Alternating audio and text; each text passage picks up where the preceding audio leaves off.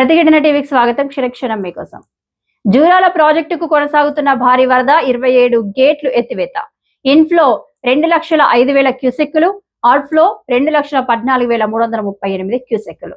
Project పూర్తి స్థాయి నీటి మట్టం 318.516 మీటర్లు. ప్రస్తుత నీటి మట్టం 317.490 మీటర్లు.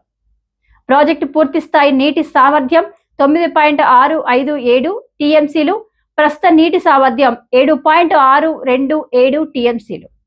ఎగువ దిగువ జూరాల జల విద్యుత్ కేంద్రాల్లో విద్యుత్ ఉత్పత్తి